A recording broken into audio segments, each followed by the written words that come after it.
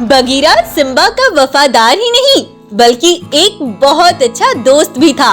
वो बगीरा पर आंख बंद करके विश्वास करता था, लेकिन अब शायद उनकी ये दोस्ती को ग्रहण लगने वाला था। वहीं एक ब्लैक पैंथर जो कि बहुत खूंखार था, वो हमेशा से बगीरा की जगह लेना चाहता था। इस बार इस बगीरा को तो ऐसा मजा चखाऊंगा ना कि ना रहेगा बांस और ना बजेगी बांसुरी। इस बगीरा को तो मैं मरवा कर रहूंगा। एक बार ब्लैक पैंथर राजा सिम्बा के बेटे भानु को उठाकर एक सुनसान जगह पर ले आता है। सिम्बा का ये इकलौता बेटा था।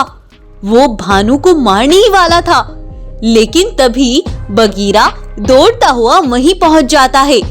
बगीरा ब्लैक पैंथर पर जोरदार वार करता है और सिम्बा के बेटे को बचा लेता है।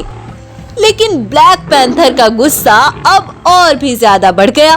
वो बगीरा पर जोरों का वार करके उसे मार डालता है और उसे पहाड़ी से नीचे गिरा देता है और भानु पर भी जोरदार वार करके उसे मार डालता है। तभी वहां राजा सिम्बा पहुंचते हैं। वो अपने बेटे को देख बहुत दुखी होते हैं। वहीं वो ब्लैक पैंथर मगरमच्छ के आंसू बहाकर रोने लगता है। महाराज सिम्बा, मैंने उस गद्दार बगीरा को मार डाला है क्योंकि उसने तुम्हारे बेटे को मारा था। इसीलिए मैंने उसका किस्सा खत्म कर दिया। महाराज को बहुत गुस्सा आ जाता है। अब तो बगीरा महाराज अपने उस दोस्त बगीरा का अपने मुंह से नाम लेना भी पसंद नहीं कर रहे थे। महाराज अपनी गुफा पर आ जाते हैं और वो ब्लैक पैंथर भी अपने बेटे को लेकर गुफा पर पहुंचता है। बेटे के गम में सिम्बा हर समय अपनी गुफा पर उदास उदास रहते थे। तब वो पैंथर कहता है, महाराज सिम्बा, मुझसे आपकी ये हालत देखी नहीं जाती। आप ऐसा करें, आप मेरे बेटे शंभू को गोद उठा लीजिए। इससे आपकी उदासी थोड़ी कम हो जाएगी। महाराज उसे अपने पास रख लेते हैं।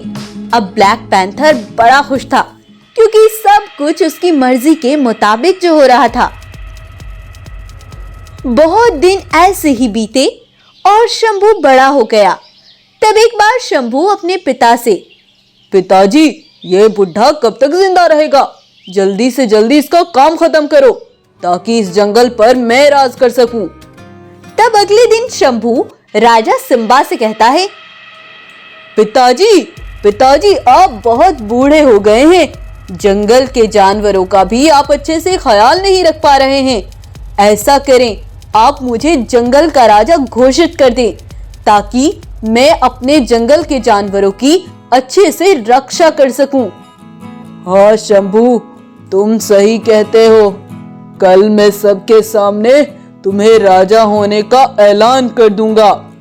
तब अगले दिन सिम्बा सारे जानवरों को इकट्ठा करता है और शंभू के नए राजा बनने का ऐलान सुनाने लगता है।